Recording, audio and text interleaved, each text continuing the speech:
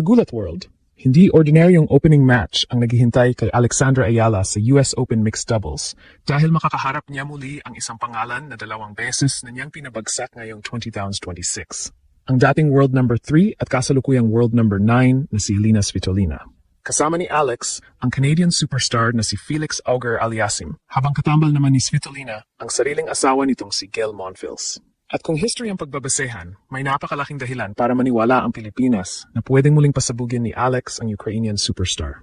Dahil 2 beses nang nagharap sina Alex at Svitolina ngayong season. Sa Berlin Open quarterfinals, tinalo ni Alex ang Ukrainian 6-3, 6-4. Pagkatapos, nagkita silang muli sa Washington. Ibang surface, ibang lugar, parehong resulta, 6-3, 6-4 para kay Alex.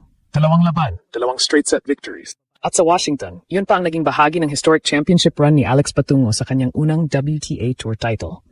Ngayon, inilagay sila ng US Open draw sa magkabilang panig ng net sa mixed doubles. Hindi nag-iisa si Alex. Kasama niya si Auger-Aliassime, isa sa pinakamalalakas na men's player sa field, at ang reward kapag nanalo. Posibleng quarterfinal showdown, laban sa mananalo kina world number 1 Aryna Sabalenka at Novak Djokovic kontra Leylah Fernandez at Frances Tiafoe. Ito ang pagkakataon ni Alex na ipakita. Hindi na aksidente ang pagkatalo ni Svitolina sa kanya. Kapag ginawa niya itong 3 sunod, mapapasabog talaga ang buong Ukraine. Bago tayo masyadong ma-excite sa pangalan ni Elina Svitolina, kailangan nating balikan ang pinakamahalagang katotohanan sa matchup na ito. Former world number 3 si Svitolina. Isa siyang established superstar ng women's tennis. Umabot siya sa world number 3 noong September 2015, naging US Open semifinalist noong 2019, naging Wimbledon semifinalist, Olympic bronze medalist at winner ng WTA finals. Sa kasalukuyang season, nasa world number 9 pa rin siya. Ibig sabihin, hindi natin pinag-uusapan ang isang dating elite player na wala na sa taas. Elite pa rin siya na ngayon. Pero dito nagiging napakalakas ng kuwento ni Alex. Hindi 1 beses, 2 beses. Noong June sa Berlin, naghaharap sila sa quarterfinal sa grass court. Si Alex noon ay nasa proseso pa lamang ng tuluyang pagsabog sa elite level. Pero walang intimidation factor na nakita. Tinuminan niya ang malaking bahagi ng laban at tinapos niya si Svitolina sa straight sets, 6-3, 6-4. Ang impressive rito, hindi ito lower level tournament at hindi ordinaryong kalaban. WTA 500 event iyon at world number 8 noon ang Ukrainian. Pwede sanang sabihin noon ng ibang tao, baka magandang araw lang ni Alex, baka hindi lang naka-adjust si Svitolina sa grass. Pero makalipas lamang ang mahigit 1 buwan, nagkita ulit sila. Washington, hard court. Quarterfinals ulit at ano ang nangyari? 6-3, 6-4. Parehong-parehong score. Ito ang klase ng statistic na napakahirap baliwalayin.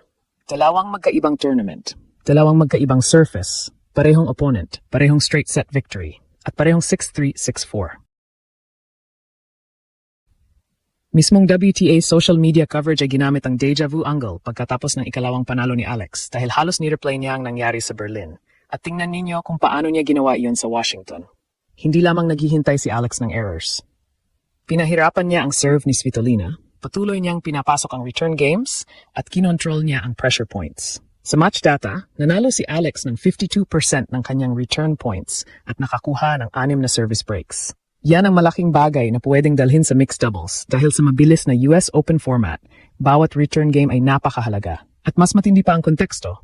Matapos talunin si Svitolina sa Washington, hindi tumigil si Alex. Tinuloy niya ang tournament hanggang championship at kalaunan tinalo si Jessica Pegula sa final para maging unang Filipina na manalo ng WTA Tour Level Singles title. Kaya ang Svitolina victory ay hindi isolated upset. Parte iyon ng championship run.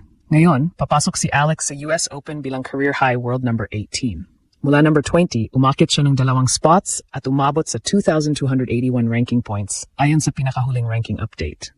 Isa na itong ibang Alex kumpara sa player na maraming tao ang tinatawag lamang na promising youngster noong mga nakaraang taon. At yon ang dapat katakutan sa kampo ni Svitolina. Alam na nila kung ano ang kayang gawin ni Alex. Hindi na surprise ang forehand niya. Hindi na surprise ang left-handed patterns niya. Hindi na surprise ang fighting mentality niya. Pero kahit alam na ni Svitolina ang mga iyon noong Washington, pagkatapos niyang matalo sa Berlin, hindi pa rin niya napigilan si Alex. Ngayon may bagong variable. Si Felix Auger-Aliassime. Ang Canadian star ang magiging partner ni Alex at nangangahulugan iyon na hindi kailangang buhatin ni Alex mag-isa ang power game. Si Felix ang maaring magbigay ng malaking serve, explosive first strike at pressure sa net, habang si Alex naman ang maaring gumawa ng damage gamit ang kanyang left-handed return, angles at mabilis na pagbasa sa baseline. Samantala, may chemistry advantage naman sina Svitolina at Monfils dahil mag-asawa sila. At ginawa ng US Open ang kanilang participation na bahagi ng farewell storyline ni Monfils. Pero ito rin ang kanilang unang official doubles tournament bilang partnership. Kaya kahit napakalaki ng pangalan ng dalawang veterano, hindi automatic na lamang ang chemistry sa buhay mag-asawa ay magiging perfect doubles synchronization sa isang napakabilis na competitive format. At dito papasok ang tunay na challenge. Sa mixed doubles, hindi sapat na tingnan lang natin ang singles head-to-head ni na Alex at Svitolina. Pero, kung may isang psychological card na hawak si Alex, bago pa man magsimula ang laban, yun ay simple. Kapag tumingin si Svitolina sa kabilang side ng net, makikita niya ang player na 2 beses na siyang tinalo ngayong taon. At si Alex naman, makikita niya ang kalabang alam na niyang kaya niyang talunin. At lalong nagiging blockbuster ang laban kapag tiningnan natin ang mismong US Open Mixed Doubles draw. Officially, binigyan ng wildcard sina Alexandra Ayala at Felix Auger-Aliassime. Ganoon din sina Elina Svitolina at Gail Monfils. At diretsong pinagharap sila sa opening round ng 16-team field. Pero hindi rito nagtatapos ang kuwento. Kapag nanalo sina Alex at Felix, ang susunod nilang makakaharap ay ang winner ng isa pang napakalaking laban. World number 1, Aryna Sabalenka at Novak Djokovic laban kina Leylah Fernandez at Frances Tiafoe. Ibig sabihin, isang victory lamang ang pagitan ni Alex sa posibleng quarterfinal showdown laban sa isa sa pinakamabigat na mixed doubles combination sa buong tournament, Sabalenka at Djokovic. Kaya walang warm-up match dito.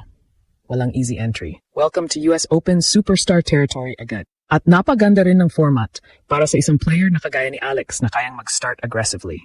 Mula first round hanggang semifinals, best of 3 sets ang format. Pero 4 games lamang ang kailangan para makuha ang bawat set, may no ad scoring at 10-point match tiebreak ang gagamitin kapalit ng full third set. Ang final lamang ang babalik sa 6-game sets. Ano ang ibig sabihin nito? Mas maliit ang margin for error. Kapag nakakuha ka ng isang early break, napakalaki agad ng value. Kapag nagkaroon ka ng magandang return game, pwedeng halos kalahati na yon ng kailangan mong gawin para kunin ang set. Kapag mainit agad si Alex sa return at nakakakuha naman ng free points si Felix sa serve, mabilis nilang pwedeng mailagay sa pressure sina Svitolina at Monfils. At huwag nating kalimutan ang isa pang development sa Ukrainian side. Si Svitolina ay nag-withdraw kamakailan sa Cincinnati dahil sa right ankle injury matapos nitong lumala sa kanyang laban kay Teresa Valentova. Sinabi niyang nagfo-focus siya sa recovery para maging handa sa US Open. Hindi ibig sabihin nito na hindi siya ready ngayon. Nasa field siya at dapat respetuhin bilang dangerous opponent. But it adds another physical question entering an explosive, quick-fire doubles format. Pero ang pinakamalaking dahilan kung bakit hindi kailangang matakot ang Pilipinas ay nasa record pa rin. Berlin, Ayala defeated Svitolina 6-3, 6-4. Washington, Ayala defeated Svitolina 6-3, 6-4 US Open. Pagkakataon para sa third chapter.